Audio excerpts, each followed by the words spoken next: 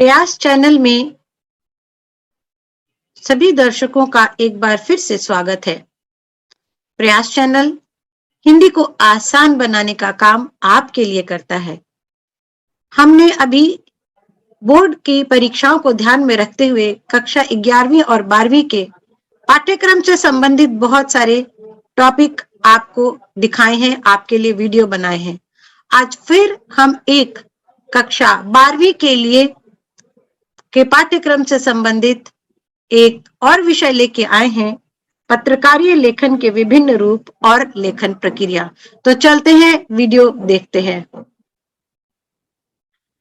चलिए आज हम पढ़ते हैं पत्रकारीय लेखन के विभिन्न रूप और लेखन प्रक्रिया। इसका हम पहला भाग आज करेंगे। पत्रकारीय लेखन के अंतर्गत समाचार लेखन, फीचर लेखन, आलेख लेखन, विचारपरक लेखन और स्तंभ लेखन विषय आते हैं। एक अच्छा पत्रकार कैसे बने? इसके लिए लेखक बनने के लिए विभिन्न जनसंचार माध्यमों में लिखने की अलग अलग शैलियों से परिचित होना जरूरी है। अखबारों या पत्रिकाओं में समाचार, फीचर, विशेष रिपोर्ट, लेख और टिप्पणियां प्रकाशित होती हैं। इन सब को लिखने की अलग अलग पद्धतियां हैं जिनका ध्यान रखा जाना चाहिए। समाचार लेखन में उल्टा पिरामिड शैली का उपयोग किया जाता है और 6 ककारों का ध्यान भी रखा जाता है। फीचर लेखन में उल्टा पिरामिड की बजाय फीचर की शुरुआत कहीं से भी की जा सकती है, जबकि विशेष रिपोर्ट के लेखन में तथ्यों की खोज और विश्लेषण पर जोर दिया जाता है। समाचार पत्रों में विचारपरक लेखन के तहत लेख, टिप्पणियों और संपादकीय लेखन में भी विचारों और विश्लेषण पर जोर होता है। लेकिन आज के इस वीडियो में हम पढ़ेंगे पत्रकारीय लेखन के एक जो विषय है समाचार लेखन, पर उससे पहले कुछ और भी जो इससे संबंधित मुख्य विषय हैं जो कि हमारी बोर्ड परीक्षा के लिए आवश्यक है जानना, तो उनको हम पहले देखेंगे। सबसे पहले देखेंगे पत्रकारीय लेखन किसे कहते हैं। अखबार या अन्य समाचार माध्यमों में काम करने वाले पत्रकार अपने पाठकों, दर्शकों और श्रोताओं तक सूचनाएं पहुंचाने के लिए लेखन के विभिन्न रूपों का इस्तेमाल करते हैं। इसे ही पत्रकारीय लेखन कहते हैं। कई बार परीक्षा में पत्रकारीय लेखन के विषय में पूछ लेता है परिभाषा, तो विद्यार्थियों आपको ये याद कर लेना चाहिए, यह उसकी सटीक परिभाषा हो सकती है कि पत्रकारीय लेखन किसे कहते हैं। आगे चलते हैं, पत्रकार कितने प्रकार के होते हैं। जो पत्रकार पत्रकारीय लेखन करते हैं उनके विषय में भी जानना अति आवश्यक है। तो उसको दृष्टि में रखकर हमने ये टॉपिक को यहाँ से लिखा है। पत्रकार कितने प्रकार के होते हैं? तो पत्रकार 3 प्रकार के होते हैं। पूर्णकालिक पत्रकार, अंशकालिक पत्रकार, फ्रीलांसर पत्रकार। इस श्रेणी के पत्रकार जो किसी समाचार संगठन में काम करने वाले वेतनभोगी होते हैं, ऐसे वेतनभोगी कर्मचारी या पत्रकार पूर्णकालिक पत्रकार कहलाते हैं। अंशकालिक, जैसा कि इसके नाम से ही पता चल रहा है, इस श्रेणी के पत्रकार किसी समाचार संगठन के लिए एक निश्चित मानदेय, मतलब निश्चित तय कर लिया जाता है उनके साथ अर्थ, यानी कितना पैसा उनको दिया जाएगा, पर एक निश्चित समयावधि के लिए कार्य करते हैं, अर्थात निश्चित धन और निश्चित समय के लिए वो काम करते हैं। उसके बाद उस जो समाचार पत्र से उनका रिश्ता खत्म हो जाता है। तीसरा है फ्रीलांसर पत्रकार। इस श्रेणी के पत्रकारों का संबंध किसी विशेष समाचार पत्र से नहीं होता, बल्कि वे भुगतान के आधार पर अलग अलग समाचार पत्रों के लिए लिखते हैं। ये फ्रीलांसर होते हैं, जैसा कि इनके नाम से ही पता चल रहा है। ये किसी एक पत्र के साथ संबंधित नहीं होते, किसी एक समाचार पत्र के साथ इनका संबंध नहीं होता। ये बहुत सारे पत्रों में अपने किसी भी आर्टिकल या अपने किसी भी लेखन को वहां पर दे करके पैसा ले लेते हैं और उनका संबंध समाप्त हो जाता है। तो अब चलते हैं, थोड़ा यह जान लेते हैं कि साहित्यिक और पत्रकारीय लेखन में क्या अंतर होता है। यह भी परीक्षा की दृष्टि से बहुत ही प्रमुख प्रश्न है जिसका उत्तर आपको पता होना चाहिए। साहित्यिक और सृजनात्मक लेखन कविता, कहानी, उपन्यास आदि का रिश्ता तथ्यों की जगह कल्पना से होता है, जबकि पत्रकारीय लेखन का संबंध तथा दायरा समसामयिक यानी कि इस समय से संबंधित और वास्तविक घटनाओं, समस्याओं तथा मुद्दों से होता है। अर्थात साहित्यिक सृजनात्मक लेखन में कल्पना होती है, पर यहाँ पत्रकारीय लेखन में कल्पना का कोई स्थान नहीं होता। दूसरा, पत्रकारीय लेखन अनिवार्य रूप से तात्कालिकता से संबद्ध होता है, उसका अभी के समय से संबंध होता है, वर्तमान से संबंधित होता है। परंतु साहित्यिक और सृजनात्मक लेखन में लेखक को भूत, वर्तमान, भविष्य किसी भी बारे में सृजनात्मकता करने का, सृजनात्मक लेखन लिखने का उसको छूट होती है। तीसरा, पत्रकारीय लेखन में पाठकों की रुचियों तथा जरूरतों का ध्यान रखा जाता है, परंतु साहित्यिक और सृजनात्मक लेखन में लेखक को की प्रतिभा, रुचि, ज्ञान, अनुभव दिखाने की छूट होती है।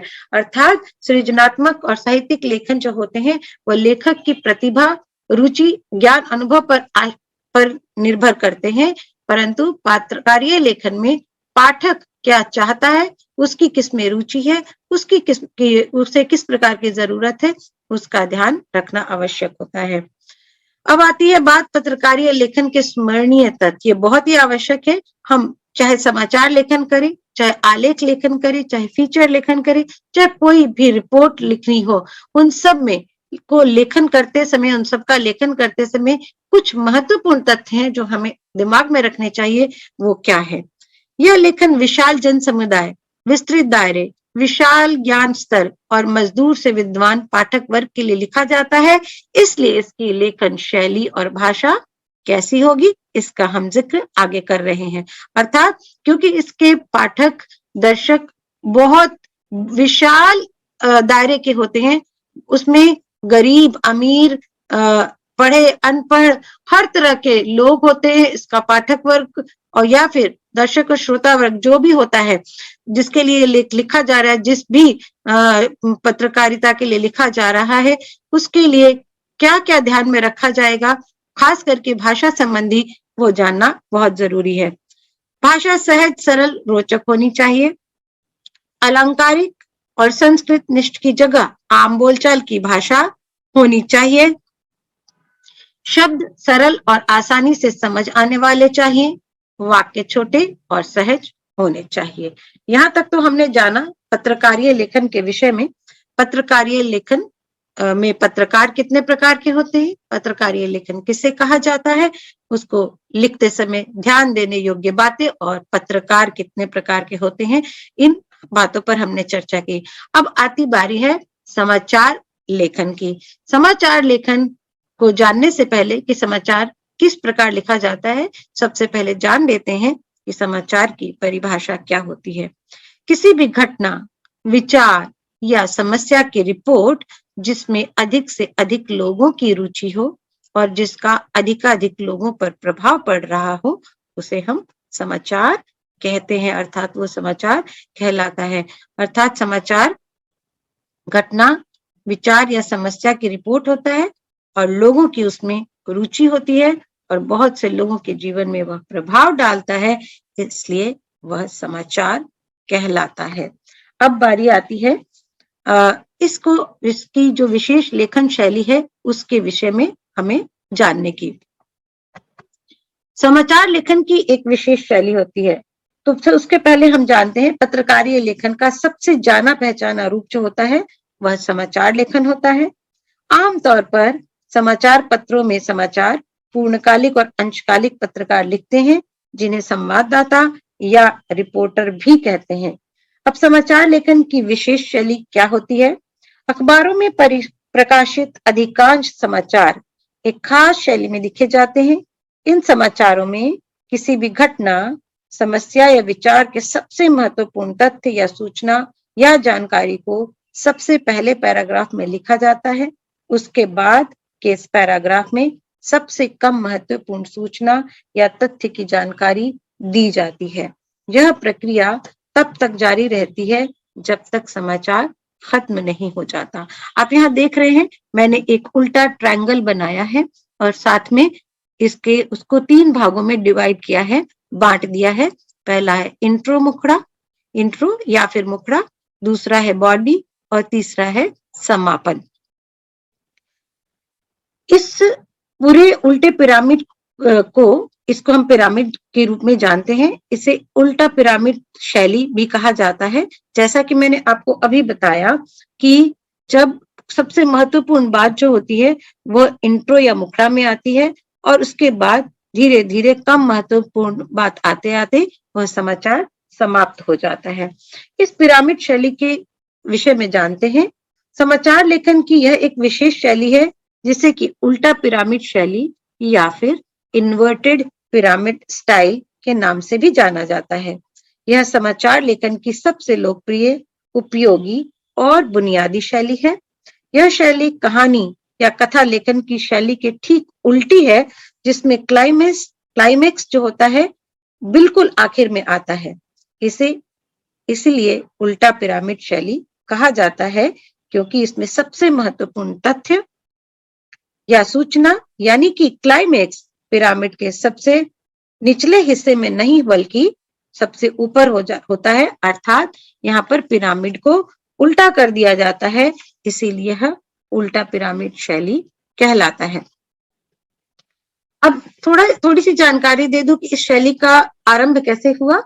इस शैली का प्रयोग 19वीं सदी के मध्य से ही शुरू हो गया था, लेकिन इसका विकास अमेरिका में गृह युद्ध के दौरान हुआ। इस समय संवाददाताओं को अपनी अखबार, टेलीग्राफ संदेशों के जरिए भेजनी पड़ती थी, जिसकी सेवाएं महंगी, अनियमित और दुर्लभ थी। कई बार तकनीकी सेवा ठप हो जाती थी, इसलिए संवाददाताओं को किसी घटना की खबर कहानी की तरह विस्तार से लिखने की बजाय संक्षेप में देनी होती थी। इस तरह उल्टा पिरामिड शैली का विकास हुआ और धीरे धीरे लेखन और संपादन की सुविधा के कारण यह शैली समाचार लेखन की स्टैंडर्ड यानी कि मानक शैली बन गई। अभी आप देख रहे हैं कि मैंने यहाँ पर 4 ककार, यहाँ 2 ककार और यहाँ 6 ककार लिखे हैं। इन्हीं 6 ककारों को ही मैंने यहाँ पर 4 और 2 अलग अलग भागों में बांटा है, ताकि आपको अच्छी तरह से समझा सकूं कि किस तरह से जो समाचार लेखन में इन 6 ककारों का प्रयोग किया जाता है। 6 ककार कौन कौन से हैं? क्या, कौन या फिर किसके साथ, कब, कहां, कैसे और क्यों। आप यहाँ पर देख रहे हैं मैंने 4 ककारों को यहाँ पर लिखा है। क्या, कब, कहां, कौन अर्थात किसके साथ। ये 4 ककार आप देखेंगे कि यहाँ पर मैंने इंट्रो और मुखड़ा के साथ लिखा है, अर्थात कि समाचार का जो सबसे प्रमुख महत्वपूर्ण जो बात होती है इन 4 ककारों के माध्यम से लिखी जाती है और ये चारों ककार इंट्रो यानी मुखड़ा में लिख दिया जाए, अर्थात जो समाचार की सबसे महत्वपूर्ण कि क्या हुआ, कब हुआ, कहाँ हुआ और किसके साथ या फिर कौन, ये जो चारों बातें हैं वो समाचार की सबसे महत्वपूर्ण बात होती है, जिसको कि इंट्रो या मुखड़ा में सबसे आरंभिक स्तर पर लिख दिया जाता है।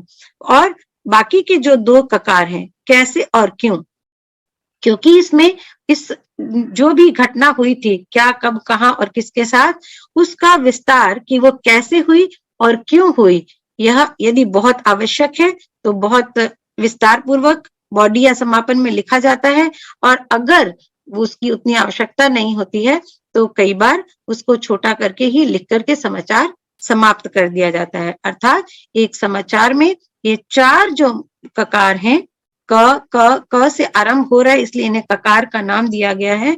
तो ये सब इंट्रो और मुखड़ा में आते हैं, जो कि समाचार के सबसे महत्वपूर्ण अंग होता है, और बाकी के 2 ककार जो होते हैं बॉडी और समापन में आते हैं। और इस तरह से इन 6 ककारों की सहायता से एक समाचार लिखा जाता है।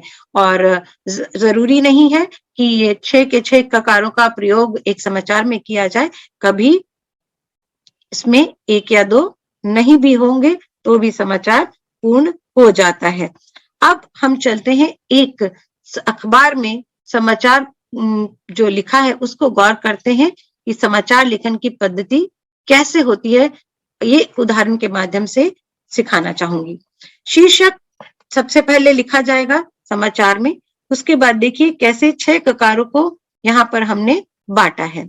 यहाँ पर देखिए पहले जो 4 ककार है, क्या, कौन, कब और कहां, ये समाचार का जो पहला हिस्सा है, समाचार का इंट्रो, उसमें मैंने लिखा है।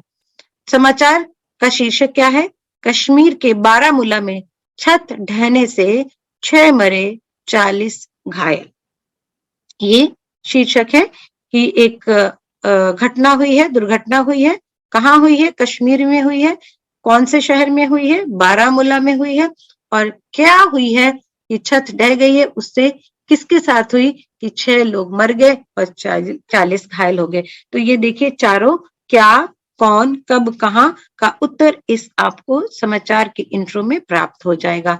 बारामूला 23 फरवरी भाषा उत्तर पश्चिमी कश्मीर के बारामूला बाजार की मस्जिद में शाम 3 बजे की नमाज के दौरान छत ढहने से 4 लोगों की मौत हो गई और 40 घायल हो गए। 100 से अधिक लोगों की अभी भी मलबे में फंसे होने की आशंका है। ये जो समाचार का सबसे महत्वपूर्ण तथ्य है, जो कि यहाँ पर पहले ही इंट्रो में दे दिया गया। अब बारी आती है समाचार की बॉडी की, जिसमें कि कैसे और क्यों का जिक्र किया जाएगा।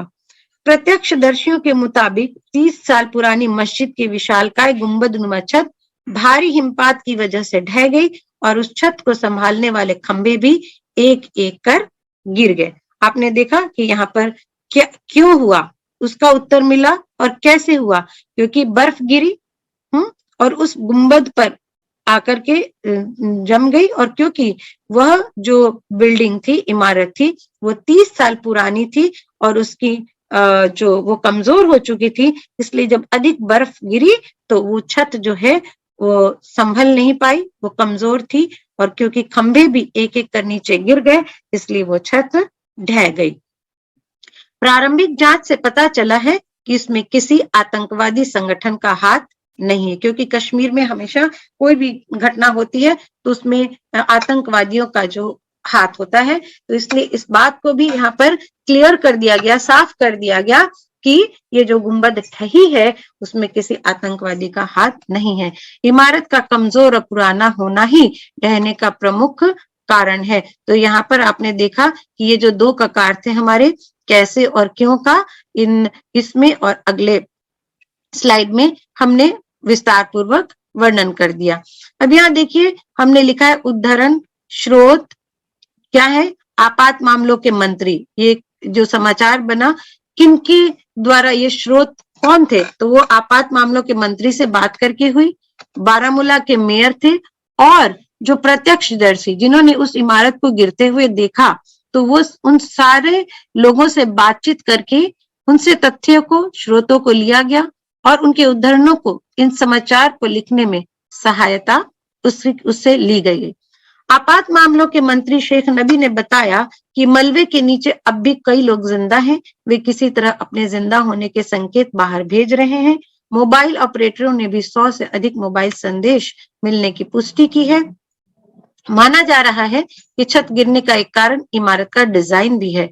छत पर भारी बर्फ जमने से गुंबद बर्फ का वजन सह नहीं पाया और टूट गया। अब देखिए मैंने और अगला इसको अलग जो है बॉक्स में, अलग आयताकार जो बॉक्स है उसमें मैंने डाला है, ताकि ये देख सके कि ये सबसे कम महत्वपूर्ण बात है। अगर ये नहीं भी होती समाचार में तो भी चल सकता था। अगर अखबार के पत्र में, समाचार पत्र में जगह है और लिखने की आवश्यकता महसूस हो रही है तो इसको लिखा जा सकता है, नहीं तो उतना आवश्यक नहीं है। अर्थात समापन में सबसे कम महत्वपूर्ण जो बात होती है वह आती है।